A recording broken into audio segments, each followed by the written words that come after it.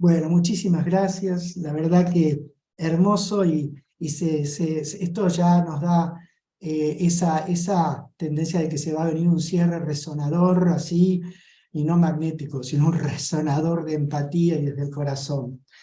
Bueno, vamos a seguir hacia adelante y vamos ahora a presentar a la licenciada Marina Lisenberg.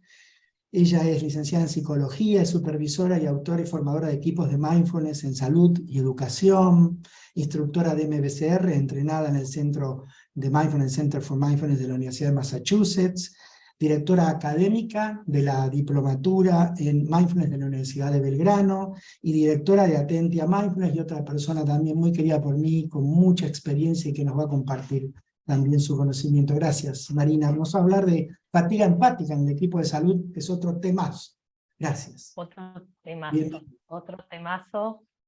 Y gracias por la invitación, Jorge, al igual que todos los que me precedieron. Es inmensa la valoración de poder abrir este espacio, este encuentro.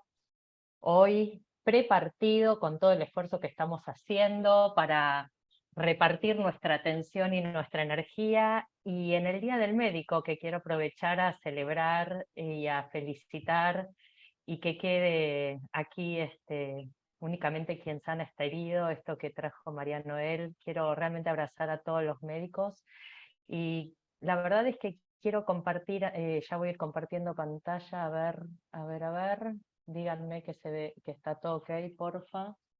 ¿Sí? Bien, gracias. Sí. Ahí se ve más grande. Eh,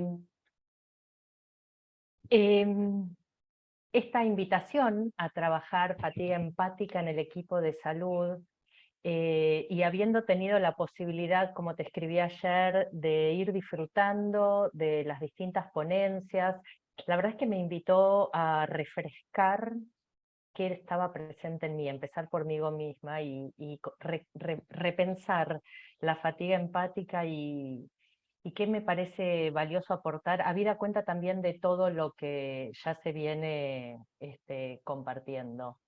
Así que quiero simplemente refrescar el concepto de fatiga empática o de desgaste por empatía allá por los años 90.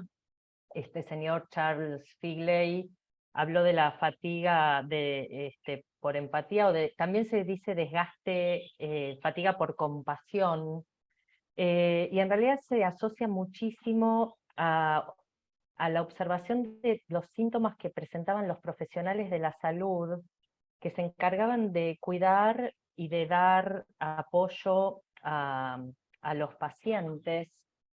Este concepto de fatiga por compasión, a mí lo que me pareció muy interesante, además de todas las definiciones que pueden quedar y después las revisan, ayer Elsa Wolfberg habló profundamente acerca de la conexión con el apego seguro y los contextos seguros, y cómo eso produce un efecto directo en la posibilidad que tenemos de regularnos a nivel humano, a nivel social, en los distintos contextos físicos, en los distintos ámbitos de trabajo.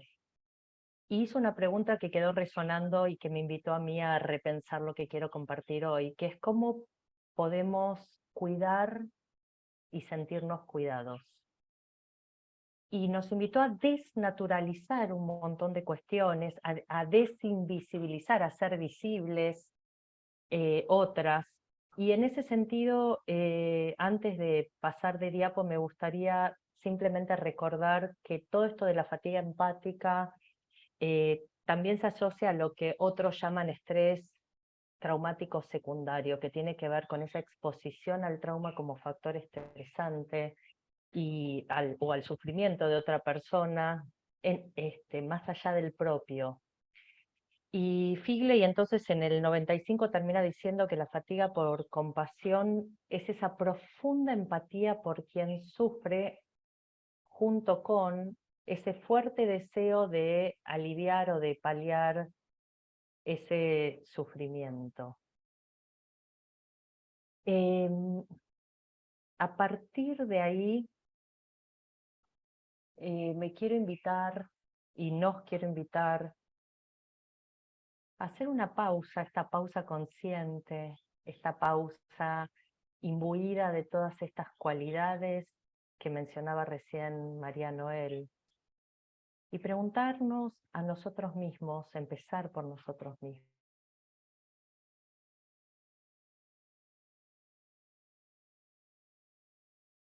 Hoy en día, diciembre de 2022, en este contexto en el que estoy inserto, ¿cómo estoy viviendo mi vida? ¿Cómo descansa mi mente cuando me doy cuenta que necesito restaurar mi energía?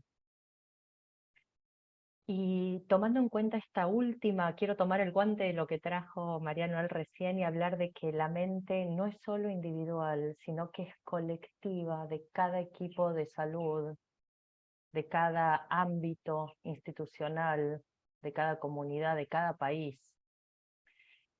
Y todos sabemos ya, no voy a decir nada nuevo, pero que cuando hacemos este combo que entre las expectativas inalcanzables, las demandas continuas, un contexto de exigencia incesante, bueno, esta es la fórmula perfecta para el desgaste de cualquiera. Y ya la charla no es post-COVID e incertidumbre actual, sino es frente incluso al COVID y a los titulares de hoy a la mañana, cómo nuestra mente colectiva también puede entonces cultivar recursos y enfocarse en cuidarlos, cómo los sistemas de salud que recién mencionábamos, prestemos atención a cómo manejan y gestionan el cuidado de sus integrantes. Y me quiero preguntar, ¿cómo velamos por el contexto en cada uno de nuestros equipos para reducir esta fatiga empática de la que venimos hablando, estos síndromes de burnout a los que le estamos dedicando nuestra atención, y no perpetuar la inercia de los contextos que nos desgastan? Yo ayer me quedé realmente resonando muchísimo con esta pregunta, ¿no? ¿Cómo escuché a Elsa? ¿Cómo estoy trabajando? ¿Y qué tengo que ver con una acción comprometida acorde a mis propósitos y valores, que no perpetúe la inercia que nos desgasta? Y en ese sentido, recién estábamos hablando de los aportes de Ron Epstein, y él habla tal cual de la comunicación basada en la atención plena. Entonces nosotros en los equipos de salud, nosotros con nuestros pacientes, ¿podemos prestar atención a lo que experimentamos mientras lo estamos experimentando y observar cómo nos relacionamos con este desgaste, si lo estamos incrementando, si estamos conscientemente buscando cómo aliviarlo? Porque si no, también nosotros nos quedamos limitados y sesgados por una mentalidad que se sigue repitiendo, más competitiva, más individualista, más cuidando el propio espacio, y perdemos de vista que estamos todos conectados y que nos tenemos que proteger entre todos. Y esto tiene todo que ver para mí con nuestra fatiga empática. Entonces, la pregunta también es, ¿y en nuestros equipos de salud, en el HOSPI, en los centros que trabajamos, cómo andamos? Por casa, ¿cómo andan las cosas? ¿Nos sentimos atascados? ¿Cómo es para cada uno de nosotros hoy dar un primer paso hacia el bienestar? ¿Estamos pudiendo hablar de lo que nos pasa a cada uno y a todos como sistema humano? Porque este para mí es el verdadero costo por, entre comillas, atender, que podemos sentir todos los que apoyamos a alguien que está en una situación de sufrimiento. Me pareció muy interesante compartirles a ustedes. Para mí prestar atención es cuidar, lo vengo diciendo siempre, está escrito en todo el material que tuve la oportunidad de escribir, Pero fíjense qué interesante el juego de palabras entre atender y asistir en inglés y en castellano. Y el atender etimológicamente, que tiene que ver con estirarse, ir hacia. Y nosotros usamos el atiendo a un paciente cuando lo estoy queriendo ayudar. Ahora fíjense que en inglés el verbo assist que tiene que ver con el acto de estar presentes, y se usa asistir para referirse al acto de ayudar a alguien. Y ayer hubo una mesa extraordinaria para mí sobre el trabajo con niños, con adolescentes, con padres y madres que trabajaban en salud, y cómo este desgaste afecta a las familias. Yo ya de alguna manera tengo 30 años prácticamente de experiencia, fui a la universidad la otra vez, 30 años de que me recibí, y sigo juntando desafíos para aprender a activar mis recursos y seguir aprendiendo.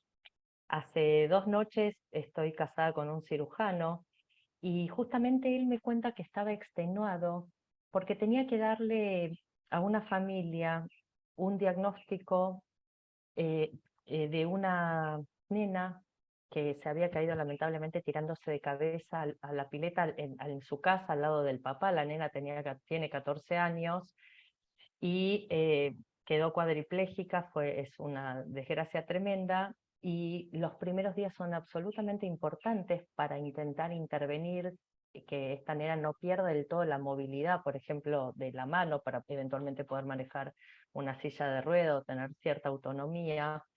Pero claramente el papá estaba completamente traumado, no podía dimensionar la gravedad de la situación, no podía pensar, no podía tomar ninguna decisión al respecto.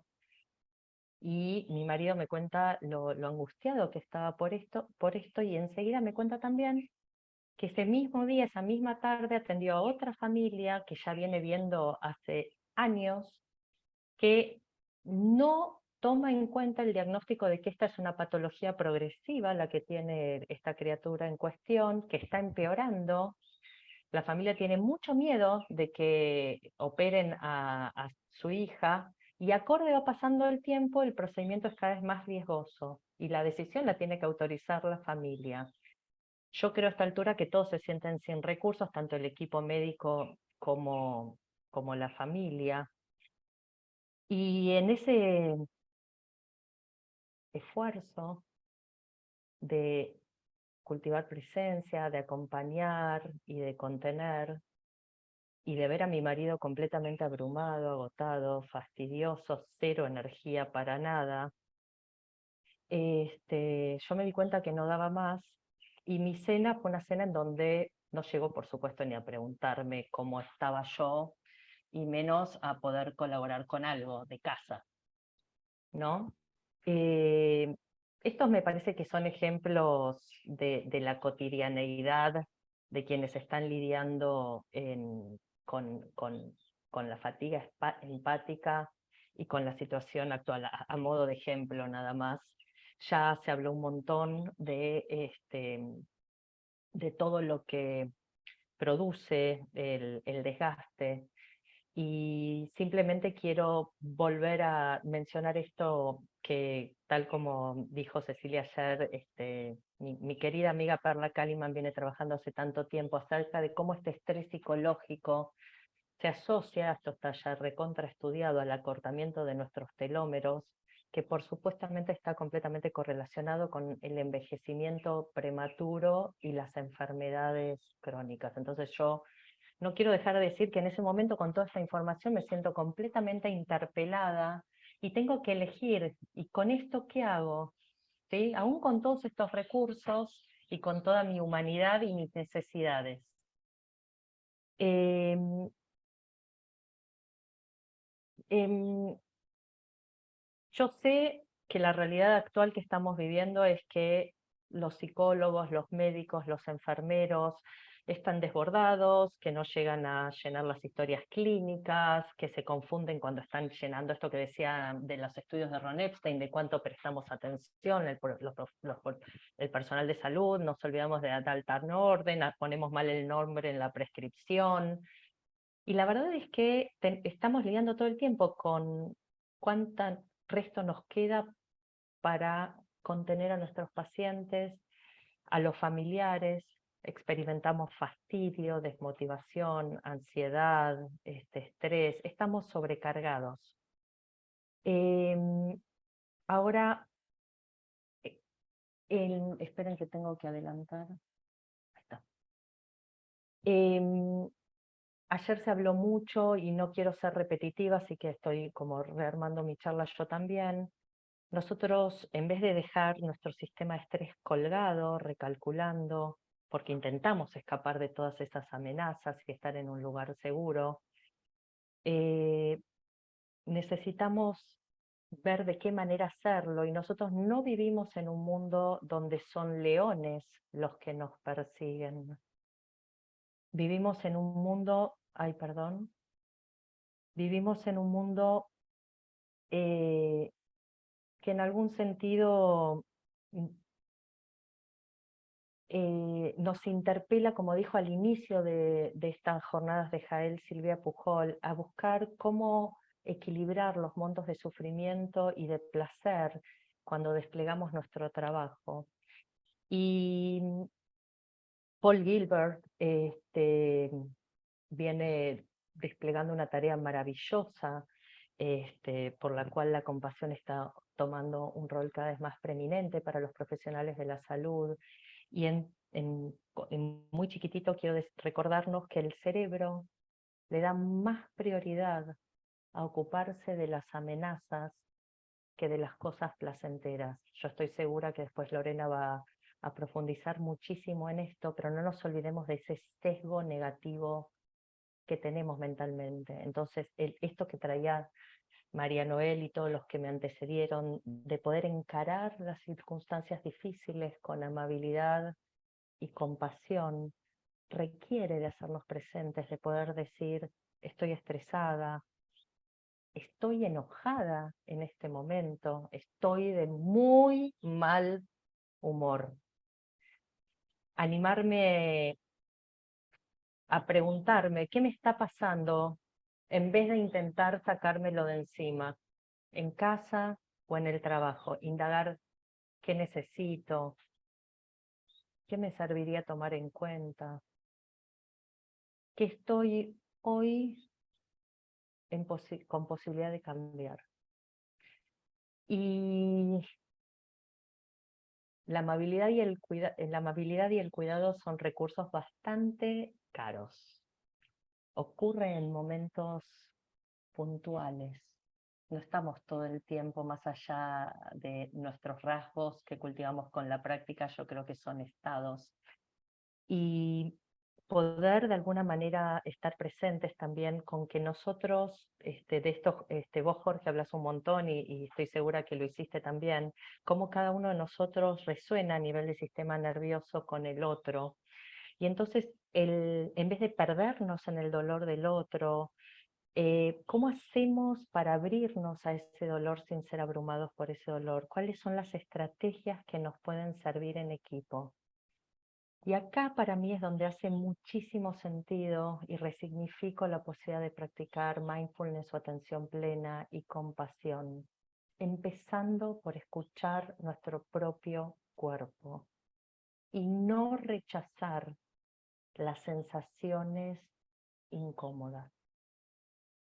Esto es uno de los principales obstáculos. Martín Reynoso lo dijo muy claramente: animarnos a escuchar nuestro propio cuerpo y no rechazar, no evitar eso que no nos gusta, que es diferente de como quisiéramos que sea.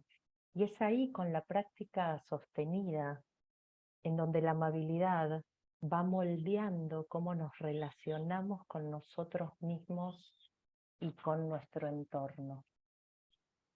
Entonces, estas son las preguntas de alguna manera que yo quiero traernos para no ser un girasol marchitado. ¿Cuáles son mis desafíos para el autocuidado? Y estar muy atentos a esto que yo creo que nos pasa, que muchas veces no podemos reconocer lo que necesitamos. Hay una frase que repito muchísimo, por ahí ustedes ya me la escucharon alguna vez, pero que tiene que ver con esto de empezar por nosotros mismos para poder desplegarlo a los demás, pacientes, hijos, colegas. La calidad, es de Ian McGilchrist, que escribió un libro que se llama El Maestro y el Emisario. La calidad de atención que le prestás al mundo cambia la naturaleza de ese mundo al que le prestás atención. Es la calidad de atención que nosotros prestamos la que va a cambiar la naturaleza de ese mundo al que le prestamos atención. Poder reconocer lo que necesitamos.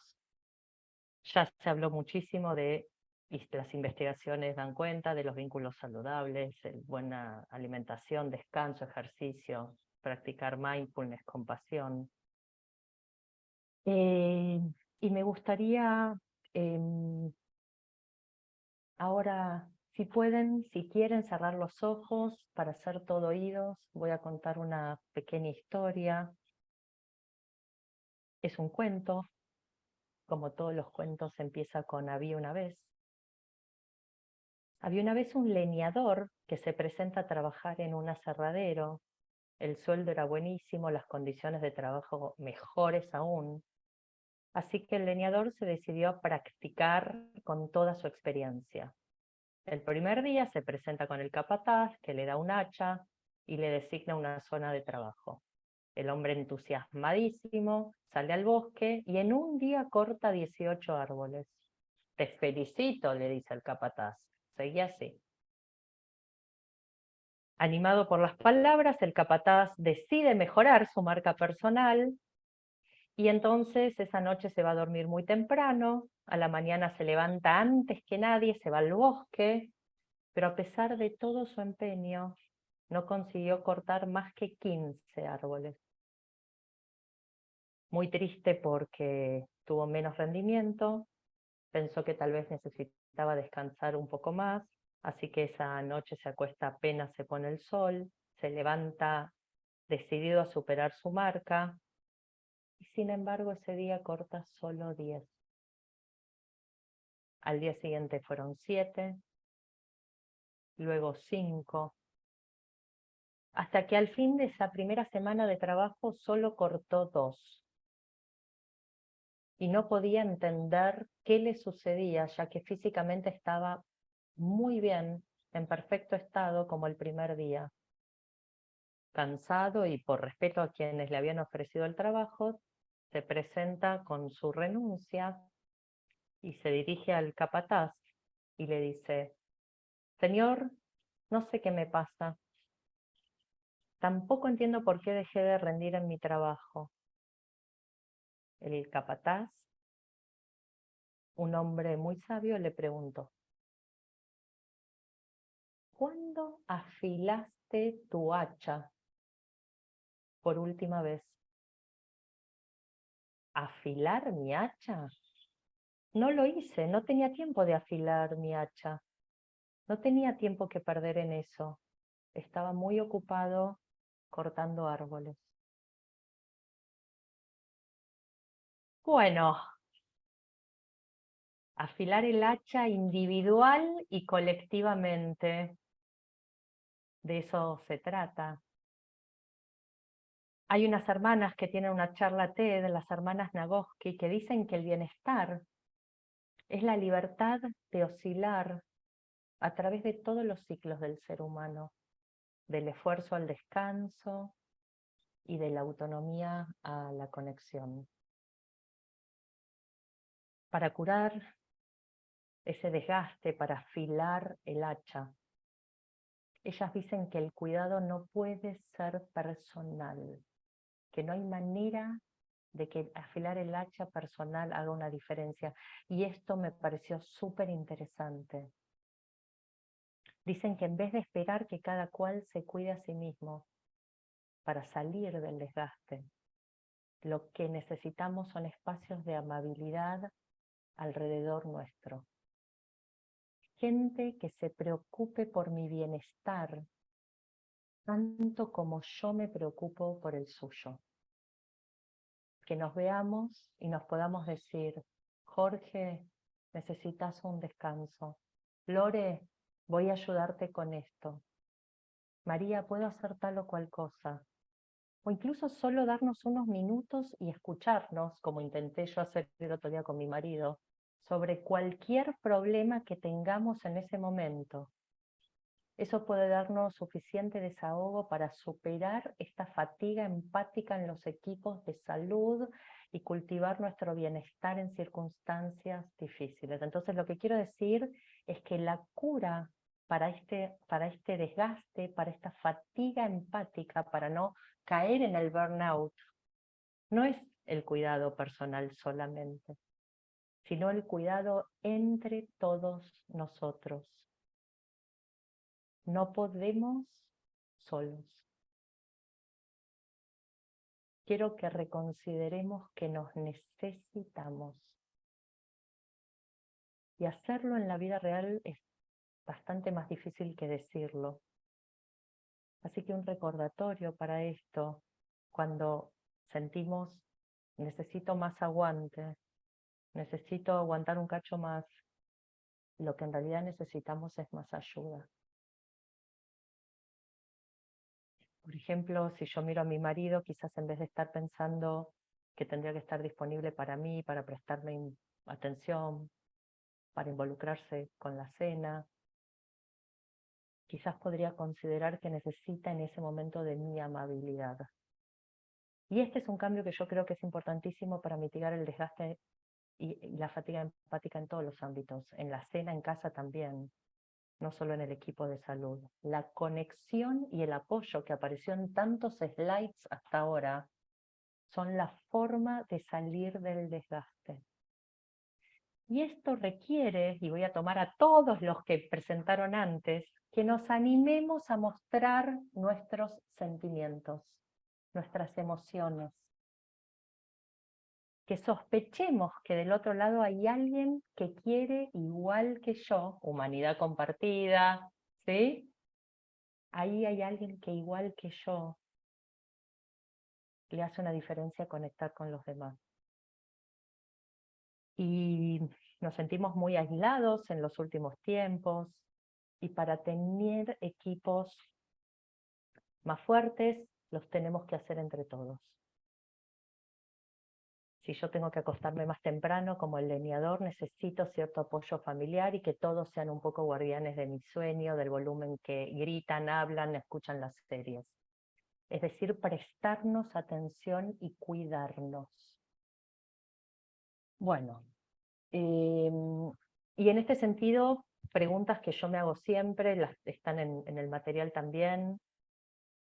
¿Cuál es mi ventana de tolerancia? ¿Cuántas horas necesito dormir? ¿Cuánto tiempo estoy en tal contexto? ¿Cuánta intensidad de caso grave me banco por día? ¿Cuándo hago estas pausas conscientes para registrar? ¿Estoy sobrecargada? ¿Estoy acá? ¿Estoy distraída? Mindfulness interpersonal. ¿Estoy prestándole atención a esta otra persona y al vínculo con esta otra persona en este tratamiento, en este momento, en esta intervención?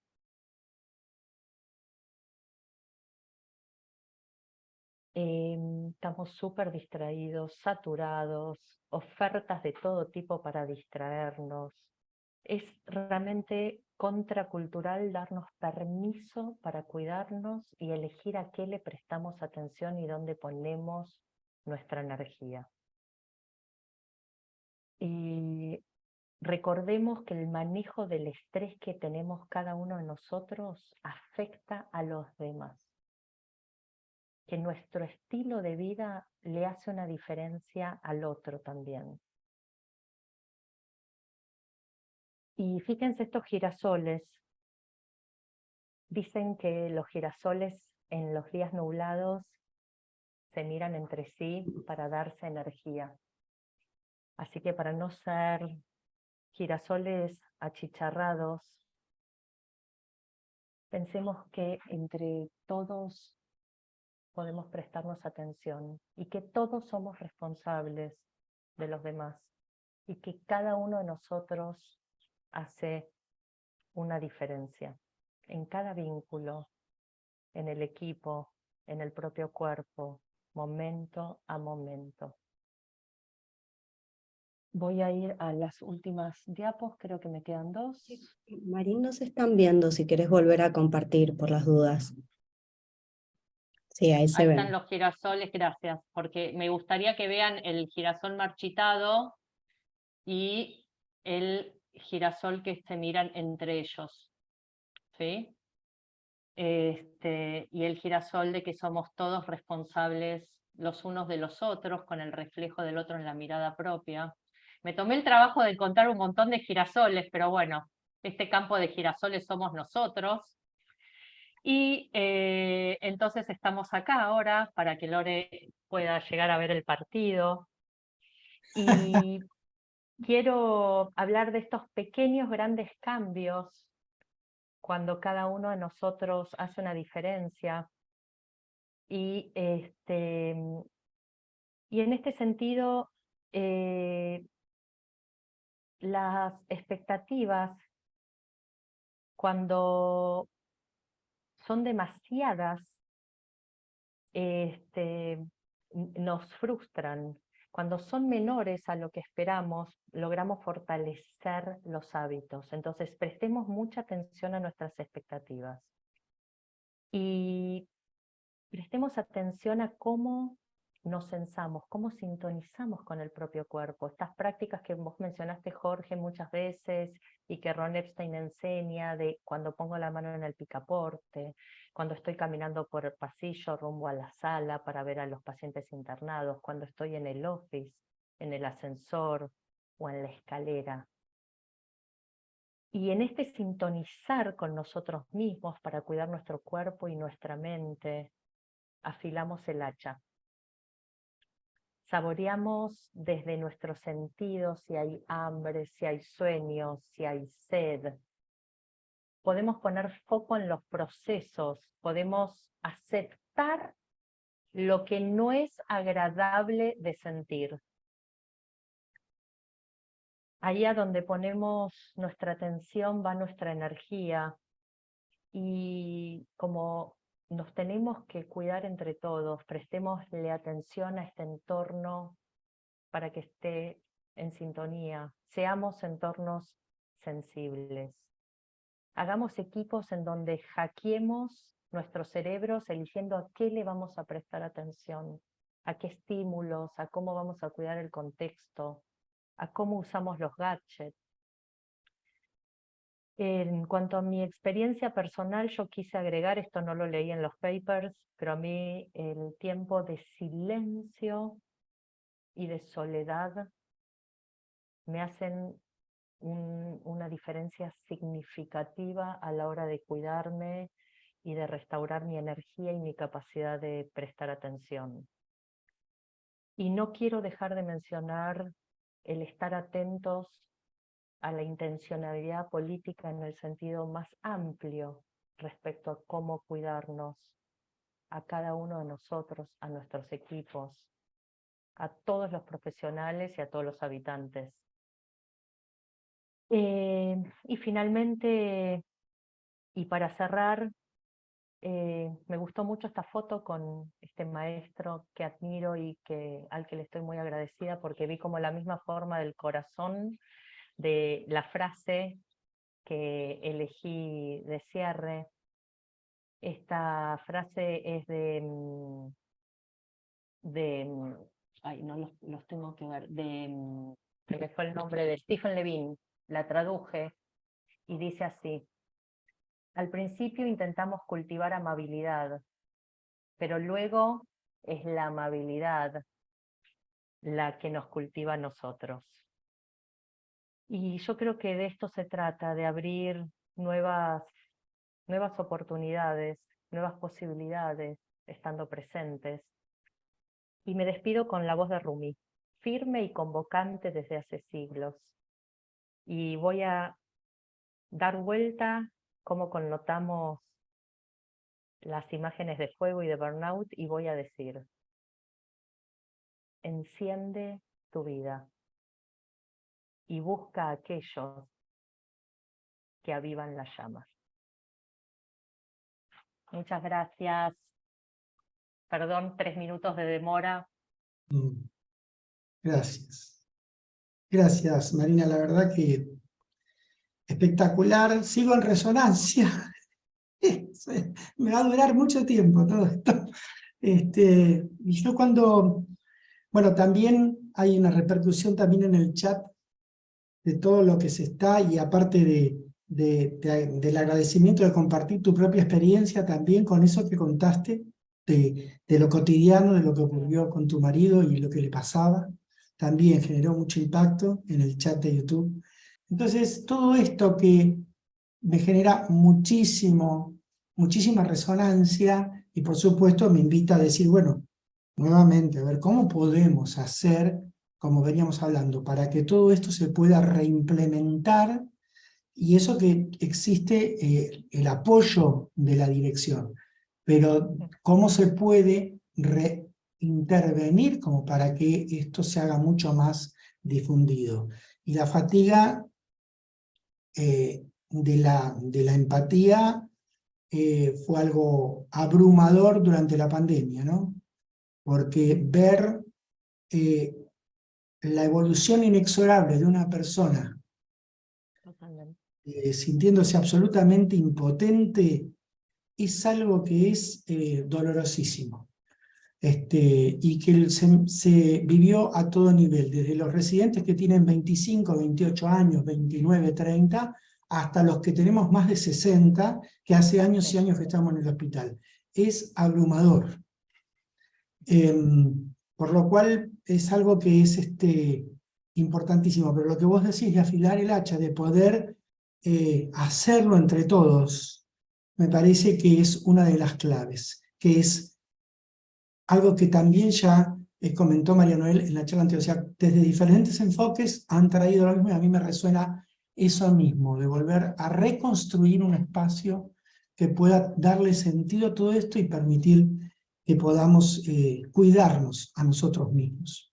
Absolutamente, y de hecho, Jorge, lo sabemos y se ha publicado mucho, hay mucha data ahora de que son las redes de apoyo y las conexiones sociales el mejor predictor para el cultivo del bienestar y el sostén del mismo. Entonces, tenemos hasta en este momento recursos también desde la evidencia como para activar desde el lugar de cada uno esta acción comprometida. Exactamente. Todos hacemos una diferencia. Claro, y es cuestión de que, yo por lo menos en mi caso, es cuestión de que reorganice la estrategia para que pueda llegar más y a más arriba, porque hasta la cúpula del hospital hemos llegado, pero más allá de eso no pudimos. Creo que en algún momento te lo comuniqué justamente. Sí, pero sí, realmente lo conversamos. sí, es importante. Bueno, profunda gratitud, gracias por tu charla. Sabes que te respeto y te aprecio mucho también, y gracias por estar abierta a brindarnos toda tu experiencia. Muchísimas gracias. No, gracias por la invitación, y va a ser un placer ahora escuchar a la siguiente expositora, y lamento no haber podido compartir los girasoles. Pero quedan igual esas... Que queden. Vieron, al final se vieron. Gracias, muchas gracias.